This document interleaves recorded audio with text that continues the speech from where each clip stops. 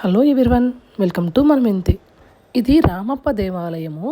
హైదరాబాద్కి 200 కిలోమీటర్ల దూరంలో అయితే ఉంటుంది. వరంగల్ పట్టణానికైతే 70 కిలోమీటర్ల దూరంలోనే ఉంటుంది. దీనినే రామలింగేశ్వర దేవాలయం అని కూడా పిలుస్తారు. ఈ ఆలయాన్ని దేవుని పేరు మీద కాకుండా శిల్పి పేరు మీదుగా పిలుస్తారు.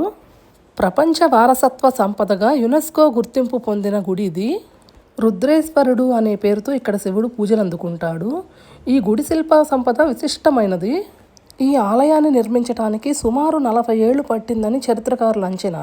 నేల నుంచి 6 అడుగుల ఎత్తులో నక్షత్రాకార మండపంపై ఈ ఆలయం ఉంటుంది. నీటి మీద తేలాడే ఇటుకలతో గర్భాలయము, విమానము నిర్మించారు. ఈ గుడి శిల్పి పేరు రామప్ప.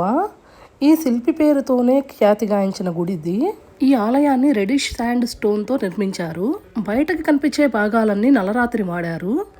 పునాది లేకుండా ఇసుకపైనే నేరుగా ఈ గుడిని అయితే నిర్మించారు. భూకంపాలను తట్టుకునేలాగా ఈ గుడిని నిర్మించడం ఈ గుడి నిర్మాణం యొక్క ప్రత్యేకత. గర్భగుడికి ముందు ఉండే మండపంలో అద్భుతమైన శిల్పకళ అయితే ఉంటుంది. సంగీత వాయిద్యకారులు, పౌరాణిక జంతువులు, ఇలాంటి శిల్పకళ అయితే అక్కడ కనిపిస్తుంది. ప్రధాన ఆలయానికి ఎదురుగా ఉన్న మండపంలో నంది ఉంటుంది. మిగతా చోట్ల కంటే ఈ నందీశ్వరుడు అయితే కొంచెం డిఫరెంట్గా ఉంటాడు ఇక్కడ. ఈ ఆలయానికి పక్కనే రామప్ప చెరువు ఉంటుంది. ఈ గుడిపై ఉండే శిల్పభంగిమలను ఆధారంగా చేసుకుని అంతరించిపోయిన పేరుని శివతాండవ అనే నృత్యాన్ని తిరిగి పునరుద్ధరించారంట. శివరాత్రికి ఇక్కడ ఉత్సవాలు అయితే చాలా బాగా జరుగుతాయి అంట. ఈ ఆలయం కాకతీయుల రాజు గణపతి దేవుని కాలం నాటిదంట.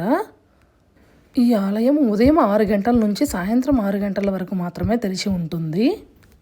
కామేశ్వర, కాటేశ్వర ఆలయాలు కూడా ఇక్కడ చూడదగిన ఆలయాలు. శిల్పకళా సౌందర్యాన్ని చూడాలంటే ఈ ఆలయాన్ని తప్పకుండా దర్శించండి.